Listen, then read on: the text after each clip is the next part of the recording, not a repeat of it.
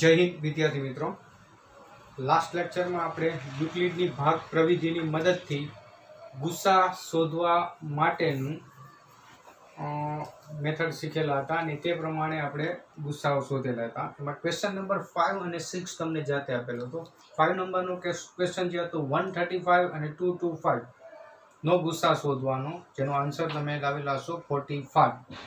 કેટલો આવવો જોઈએ? 45. ન આવેલો હોય તો પાછો પ્રયત્ન કરવો પડે, પણ મને આશા છે કે બધાનો થઈ ગયો હશે. મિત્રો, બીજું એક 6 નંબરનો ક્વેશ્ચન હતો 867 867 અને 255 255 નો ગુસ્સા શોધવાનો. મિત્રો, તેમનો આન્સર તમે લાવેલા હશો 51 અને એ જ કરેક્ટ આન્સર છે. બરાબર, એટલે મોટા આંકડા હતા, તેમના ગુસ્સા આપણે શોધેલા હતા. આ બે પ્રશ્નના આન્સર તમે લાવેલા હશે અને જો કંઈક મિસ્ટેક હોય તો ફરી પાછું કરી આ આન્સર લાવવાનું રહેશે. 5 નંબરના ક્વેશ્ચનમાં આન્સર 45 અને 6 નંબરના ક્વેશ્ચનનો આન્સર છે 51. ચાલો હવે મિત્રો કેટલાક વ્યવહારિક પ્રશ્ન જોઈએ આપણે. આ એક વ્યવહારિક પ્રશ્ન છે. એક મીઠાઈવાળા પાસે 420 નંગ કાજુ બરફી અને 130 નંગ બદામ બરફી છે. એટલે બે અલગ અલગ પ્રકારની બરફી છે. કાજુ બરફી છે 420 નંગ છે અને બદામ બરફી 130 નંગ છે. તે એવી રીતે આ બરફીઓને થપ્પી સ્વરૂપે ગોઠવવા માંગે છે કે દરેક થપ્પીમાં બરફીની સંખ્યા સમાન રહે અને તે તાસક યાની કે બરફી રાખવા માટેનું જે પાત્ર છે તે તાસકમાં ઓછામાં ઓછી જગ્યા રોકે. તો આ હેતુ માટે દરેક થપ્પીમાં કેટલી સંખ્યામાં બરફી રાખવી જોઈએ? મિત્રો, આંકડા મોટા છે. આપણે એક નાના આંકડાનું ઉદાહરણ લઈ અને આપણે એને સમજવાને પહેલા તો પ્રશ્નને કોશિશ કરીએ કે માનો કે કોઈ એક વસ્તુ છે એની સંખ્યા 20 છે અને બીજી કોઈ એક સંખ્યા છે એની સંખ્યા બીજી એક વસ્તુ છે એની સંખ્યા 12. બંનેને સેપરેટ થપ્પી કરવાની. વસ્તુ A અને આ વસ્તુ B. વસ્તુ A ની સંખ્યા 20, વસ્તુ B ની સંખ્યા 12 છે. આમની થપ્પી કરવી છે તો કઈ કઈ પ્રકારે? તો એક એકની થપ્પી જો આપણે કરીએ તો 20 નંગ છે એટલે એક થપ્પી, બીજી, ત્રીજી, એમ કેટલી થપ્પી થશે? તો કે 20. એક એક વસ્તુ મોકલ્યું. અને આ જ વસ્તુ છે B, બરાબર. તો B માટેની એક એક વસ્તુ કરીએ તો એક એક એક એમ કરતા કરતા કેટલી થપ્પી થશે? 12 થપ્પી થાય. માનો કે એ પ્રકારની વસ્તુ એક થપ્પીમાં એકની ઉપર એક બે મૂકીએ આપણે તો 2 2 2 એમ કરતા કેટલી થપ્પી થશે? 6 7 8 9 10 10 થપ્પી થશે ને? 2 2 2 ની. આ એક થપ્પી, બીજી, ત્રીજી, ચોથી, પાંચમી, છઠ્ઠી, સાતમી, આઠમી, નવમી અને 10મી. એટલે ટોટલ 20 વસ્તુ થઈ ગઈ અને 10 થપ્પી. આ 12 વસ્તુને એવી રીતે ગોઠવીએ હોય તો પહેલી થપ્પીમાં 2, બીજીમાં 2, ત્રીજીમાં 2, ચોથીમાં 2, પાંચમીમાં 2, છઠ્ઠીમાં 2, એટલે કે 6 થપ્પી થશે. બરાબર. 3 ગોઠવવાની ટ્રાય કરીએ તો આમાં 3 ગોઠવવા જશું તો આ શક્ય નથી, કેમ કે 3 3 3 3 1 2 3 4 5 6 18 થશે અને પછીની થપ્પીમાં 2 જ વધશે. બરાબર. એટલે અહીં એક ક્વેશ્ચન માર્ક કે પૂર્ણ સંખ્યામાં આવી શકે એવી થપ્પી બની શકશે નહીં. 3 ની 6 બનશે ને 2 એકમાં એક ઓછી રહેશે. અહીંયા જો 12 માં એવું 3 ની ગોઠવવા જઈએ તો 3 3 3 3 તો 4 થપ્પીમાં 12 વસ્તુ આવી જશે. 5 5 પ્રમાણે વિચારીએ તો કે અહીં 5 10 15 ને 20 4 થપ્પી બનશે, જ્યારે અહીં 5 5 અને ત્રીજી થપ્પીમાં 2 અધૂરું રહેશે એટલે પૂર્ણ સંખ્યામાં થપ્પી મળશે ને. એ રીતે 6 6 ની વિચારીએ તો કે 6 6 6 અને 2 એટલે કે પાછું ક્વેશ્ચન માર્ક અહીં તો કે 6 6 ની 2 થપ્પી બને. 7 તો કે 7 7 અને 6 એટલે કે આ પણ પૂર્ણ સંખ્યામાં ન બને. અહીં 7 5 એ પણ પોસિબલ નથી. બરાબર. આ જ રીતે આપણે વિચારતા આગળ વધીએ તો હવે 8 માટે તો કે 8 ને 8 2 16, પછી ત્રીજું અધૂરું 9 માટે 9 9 18 અધૂરું 10 માટે 2 થપ્પી અહીંયા બનશે, પણ અહીં 10 અને 2 તો એક ક્વેશ્ચન માર્ક. 11 માટે બંનેમાં અધૂરું રહેશે. 12 માટે તો કે અહીં 12 અને 8 એટલે ક્વેશ્ચન માર્ક, સોરી અહીં 2 થપ્પી બનશે, અહીં ક્વેશ્ચન માર્ક. અને અહીં વિચારીએ તો 12 ની એક થપ્પી બને. 13 માટે તો આમાં વસ્તુ જ ઓછી પડે મિત્રો, એટલે 12 સુધી આપણે વિચારી શકીએ. એટલે પૂર્ણ થપ્પી બનેલી હોય તેવી તો કે એક, આ 2 શક્યતા, બીજી શક્યતા, આ ત્રીજી શક્યતા અને આ ચોથી શક્યતા. એ જ રીતે આમાં વિચારીએ તો આ 1, આ 2, આ 3, 3 આ 4 અને આ 5 બરાબર।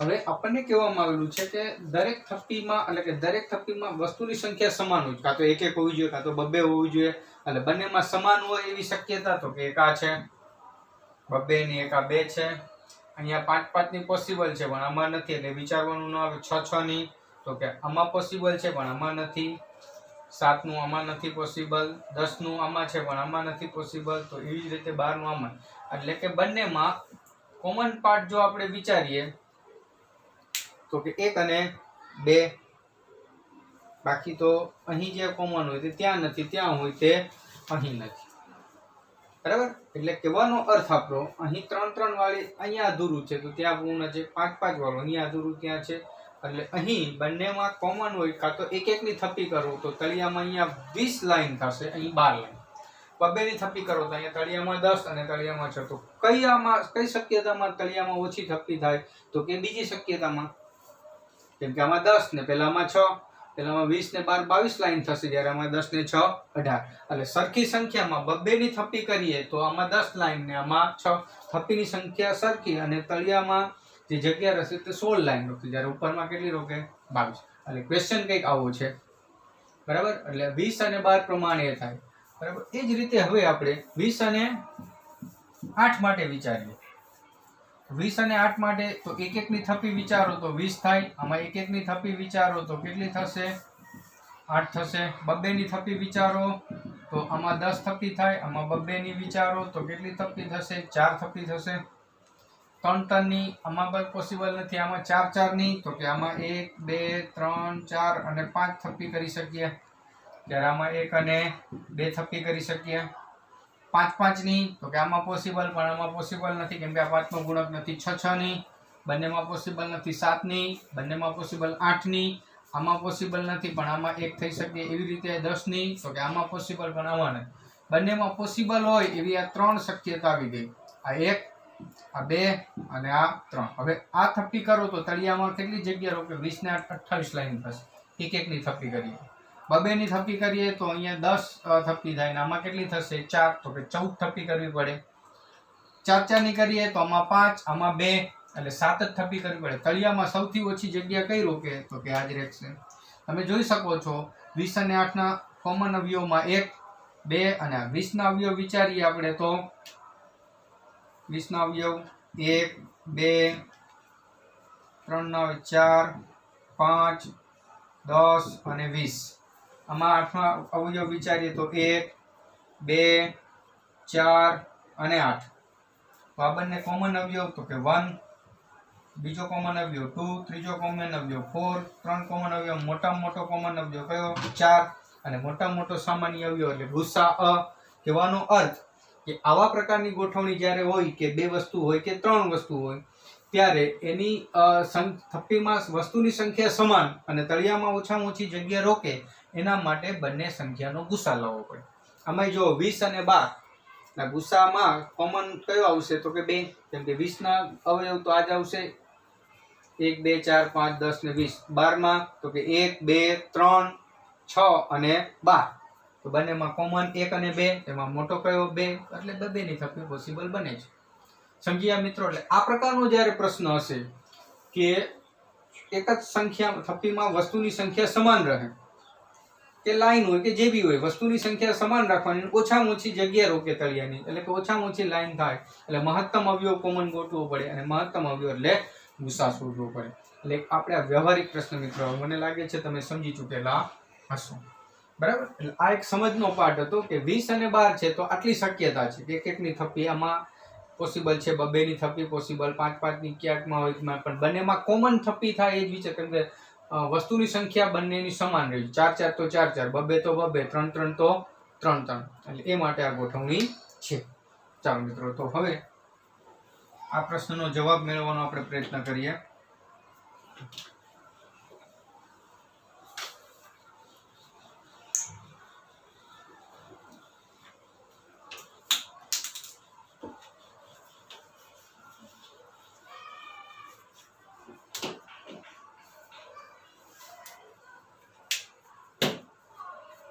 અહીં એક મીઠાઈવાળા પાસે 420 નંગ કાજુ બરફી અને 130 નંગ બદામ બરફી, એટલે આ બંને વસ્તુને આપણે એક સરખી સમાનમાં ઓછામાં ઓછી જગ્યા રોકે તે પ્રમાણે ગોઠવણી કરવી છે.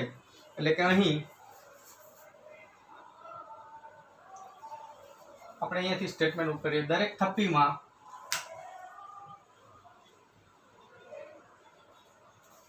બરફીની સંખ્યા સમાન રહે, બરફીની સંખ્યા સમાન રહે અને તાસકમાં ઓછામાં ઓછી જગ્યા રોકે તેવી ગોઠવણી કરવા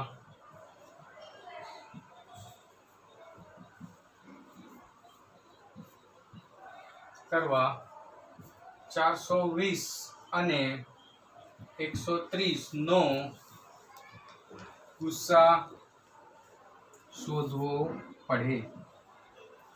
બરાબર. કેમ ગુસ્સા? તો આપણે હમણાં વાત થઈ કે આ બંનેમાં ઓછામાં ઓછી જગ્યા રોકાય અને સરખી સંખ્યામાં વસ્તુ રહે, એના માટે આપણે બે ઉદાહરણ લીધા. એ પ્રમાણે આપણે જોયું કે મોટા મોટો સામાન્ય અવયવ આપણે લેવાનો હોય, મોટા મોટો સામાન્ય અવયવ એટલે શું થશે? ગુસ્સા. ગુસ્સા શોધવા માટે અહીંયા એવું લખેલું નથી કે યુક્લિડની ભાગ પ્રવિધિ, આપણે કોઈ બી કરી શકીએ, પણ આપણે હમણાં જ યુક્લિડની ભાગ પ્રવિધિ શીખેલા છે એટલે એની મદદથી લઈએ. તો કે પહેલા તો આપણે 420 અને 130 નો ગુસ્સા શોધવામાં, એટલે નાનું કોણ છે અહીં? તો કે 130. તો 420 ને આપણે 130 વડે ભાગવાનું છે. ચાલો, 420 ને 130 વડે ભાગવાનું થતું હોય તો 420 ભાગાકારમાં 130, 13 અને 42 ને ધ્યાનમાં લઈને વિચારાય. 13 39, 13 54 વધી જાય તો 13 39, એટલે કે એનો અર્થ એવો કે 390 થશે. એટલે બાદબાકી કરતા અહીંયા 0, 12 માંથી 9, 3 અને 0, એટલે કે ભાગફળ 3 થી ચાલે છે અને શેષ કેટલી વધે છે? 30. હવે 130 ને 30 વડે ભાગવાનું આવશે તો કે 43, 90, 30 ચોક 120, 30 50, 150, તો 4 થી ભાગ ચાલે છે.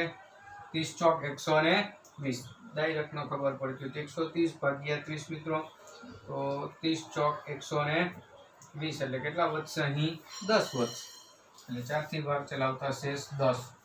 ચાલો, હવે 30 ને 10 વડે, તો કે 10 ગુણાકારમાં 3, એટલે કે કેટલા થશે? 30. તો શેષ કેટલી વધશે? 0. તો મિત્રો અહીં ગુસ્સા 420 અને 130 નો કેટલો થશે? તો કે 10, જે આપણે આગલા લેક્ચરમાં પણ આ મેથડ શીખેલા છે. એટલે કે થપ્પીમાં દરેક બરફીની સંખ્યા કેટલી રાખવી પડે? અહીં 10. દરેક થપ્પીમાં કેટલી સંખ્યામાં બરફી રાખવી પડે? તો કે દરેક થપ્પીમાં કેટલી બરફી રાખવી પડે? એટલે આન્સર શું બનશે મિત્રો અહીં? તો કે દરેક થપ્પીમાં દરેક બરફીની સંખ્યા કેટલી રાખવી પડશે? 10 રાખવી પડે.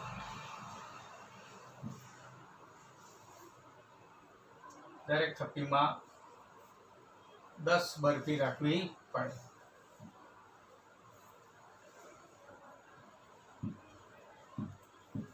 થપ્પીમાં દરેક બરફીની સંખ્યા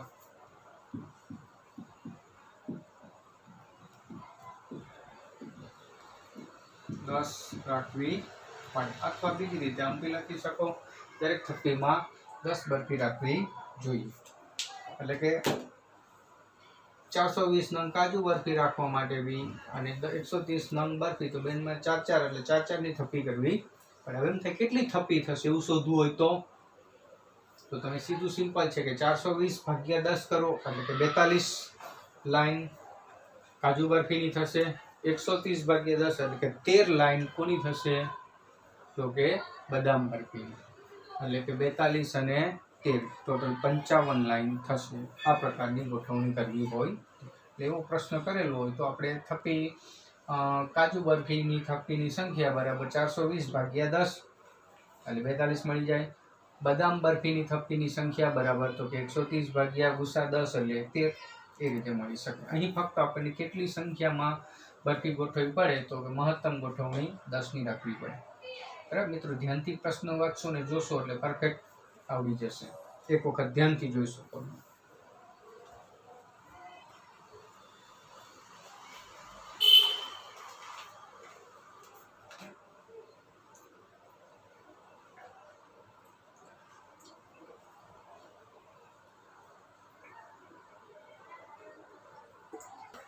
બીજો ક્વેશ્ચન છે, એક મોલમાં સૌંદર્ય પ્રસાધનોની દુકાનમાં એક વેપારી પાસે 330 ટૂથપેસ્ટ અને 65 હેર ક્રીમની ડબ્બી. તે આ વસ્તુઓને એવી રીતે થપ્પીમાં એક સરખી વસ્તુની સંખ્યા સમાન રહે તેમજ આ ગોઠવણીમાં તળિયાની ઓછામાં ઓછી જગ્યા રોકે તો થપ્પીમાં દરેક વસ્તુની મહત્તમ સંખ્યા કેટલી હશે. એટલે આગળ મુજબનો જ પ્રશ્ન થયો કે તાશકમાં વસ્તુ ગોઠવવાની હતી, એ જ રીતે અહીં થઈ કે દરેક થપ્પીમાં વસ્તુની સંખ્યા સમાન રહે. અહીં દરેક થપ્પીમાં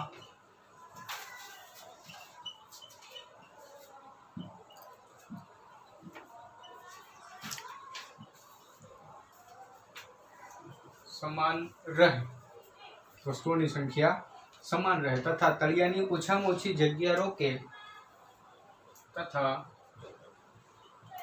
તળિયાની ઓછામાં ઓછી જગ્યા રોકાય તે માટે 330 અને 65 નો ગુસ્સા શોધવો પડે.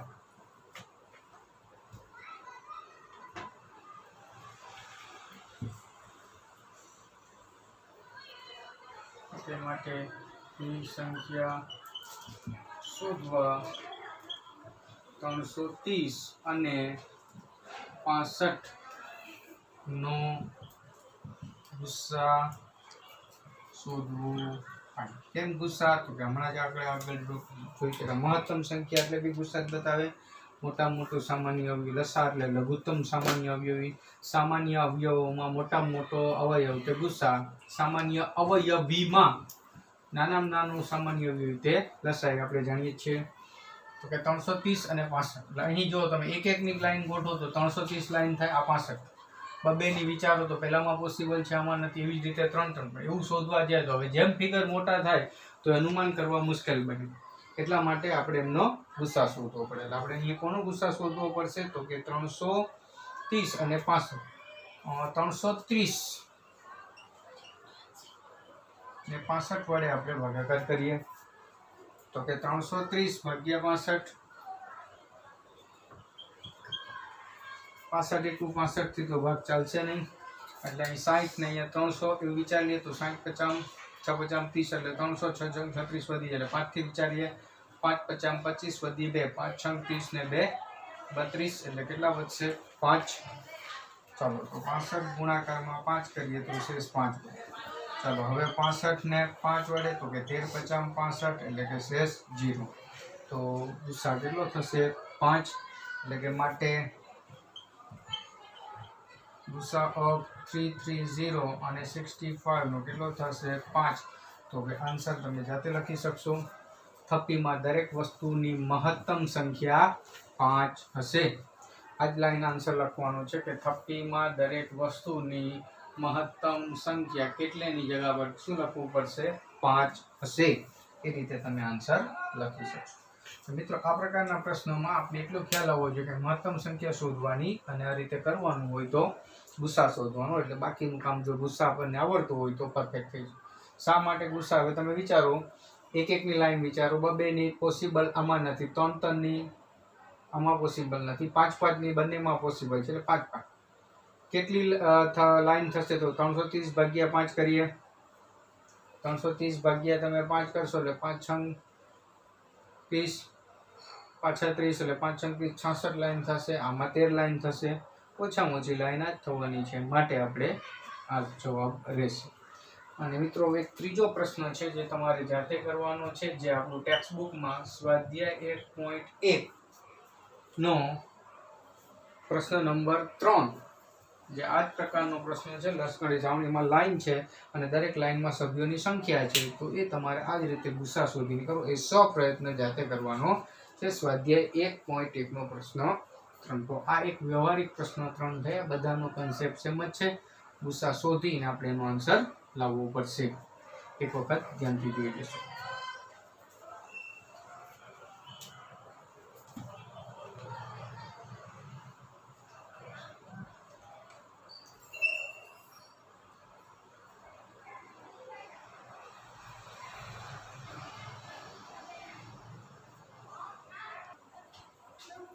ચાલો નેક્સ્ટ ટોપિક આપણો છે અંકગણિતનું મૂળભૂત પ્રમેય. એના પહેલાં આપણે સંખ્યા વિશે થોડી ચર્ચા કરીએ મિત્રો. કે પ્રાકૃતિક સંખ્યા જે છે તો એમાં ક્યાંથી આવે તો કે 1 2 3 4 5 ટુ ઇન્ફિનિટી. તો કે પ્રાકૃતિક સંખ્યામાં સમાવિષ્ટ સંખ્યાઓ કઈ તો કે 3 પ્રકારની છે. એક વિશિષ્ટ સંખ્યા જે એક તરીકે આપણે ઓળખીએ છીએ, વિભાજ્ય સંખ્યાઓ અને અવિભાજ્ય સંખ્યા. બરાબર, એટલે પ્રાકૃતિક સંખ્યામાં એમ જોઈએ તો 3 પ્રકારની: વિશિષ્ટ સંખ્યા, એક વિભાજ્ય સંખ્યાઓ અને અવિભાજ્ય. તો હવે વિભાજ્ય સંખ્યા કોને કહીશું તો એ તમે 5મા 6થા ધોરણથી જાણો છો. વિભાજ્ય સંખ્યા એટલે કે જે સંખ્યાને બે કે બે કરતા વધુ અવયવો, બે કરતા વધુ અવયવો છે તે સંખ્યાને વિભાજ્ય. બરાબર, એટલે કે જે સંખ્યાને બે કરતા વધુ અવયવો છે તે સંખ્યાને વિભાજ્ય સંખ્યા કહે છે. દાખલા તરીકે આપણે વિચારીએ કે 4ના અવયવ તો કે 1 2 અને 4 પોતે. અને અવયવ કેમ શોધવાના તમને ખ્યાલ જ છે. 2 થી ભાગ ચલાવો તો 2 દુ 4, પાછા 2 થી તો કે 1. બરાબર, આ બી એક રીતની મેથડ થઈ. આ બધાના અવિભાજ્ય અવયવ મળે આ રીતે. પણ આપણી જે અવયવ શોધવાની મેથડ તમે શીખેલા છો 4 તો કે કયા કયા ટેબલમાં આવે? 1 × 4, 2 માં આવે 2 × 4, 3 માં ન આવે, 4 × 1 4 ઊંધું આવી જાય પતી ગયું. આ છે તો 1 2 અને 4 એના અવયવો થયા. બરાબર, હવે અહીં 4 ને કેટલા અવયવ થયા? 3, એટલે કે 2 કરતા વધારે. તો માટે 4 શું થઈ ગઈ? વિભાજ્ય સંખ્યા. એ જ રીતે આપણે વિચારીએ 6 તો કે 1 2 3 અને 6. એક અવયવ 1 હોય ને એક પોતે તો હોય જ. દરેક સંખ્યાને 2 અવયવ તો હોય જ. બરાબર, એટલે વ્યાખ્યામાં એવું કીધું છે કે 2 કરતા વધુ અવયવ હોય તો વિભાજ્ય. અને 2 કરતા વધુ છે તો 6 પણ શું થયું? વિભાજ્ય. મિત્રો હવે અવિભાજ્ય સંખ્યા સ્પષ્ટ છે કે જે સંખ્યાને ફક્ત 2 જ અવયવ હોય તે સંખ્યાને અવિભાજ્ય સંખ્યા કહીશું. દાખલા તરીકે 2 છે તો 2 × 2, એનાથી બીજા કોઈ અવયવ હોઈ શકે નહીં. 3 વિચારો તો કે 3 × 3. 23 વિચારીએ તો કે 1 અને 23. બરાબર, એટલે કે જે સંખ્યાને એક અવયવ 1 અને બીજો પોતે એમ 2 જ અવયવ હોય તે બધી જ સંખ્યાને આપણે અવિભાજ્ય સંખ્યા કહીશું. એટલે કે પ્રાકૃતિક સંખ્યામાં વિભાજ્ય સંખ્યાઓ, અવિભાજ્ય સંખ્યાઓ અને વિશિષ્ટ સંખ્યા એકનો સમાવેશ થાય છે. ચાલો હવે આપણે જે વાત કરવા જઈ રહ્યા છે કે અંકગણિતનું મૂળભૂત પ્રમેય. અંકગણિતનું મૂળભૂત પ્રમેય આપણને કંઈક એવું જ કહેવા માંગે છે કે દરેક વિભાજ્ય સંખ્યાઓને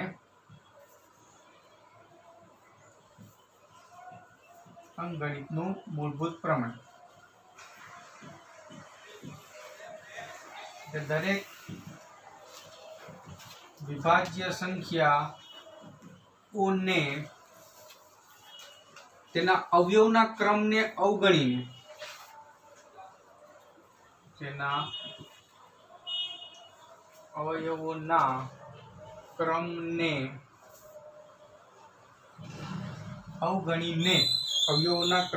અવગણીને અવિભાજ્ય સંખ્યાના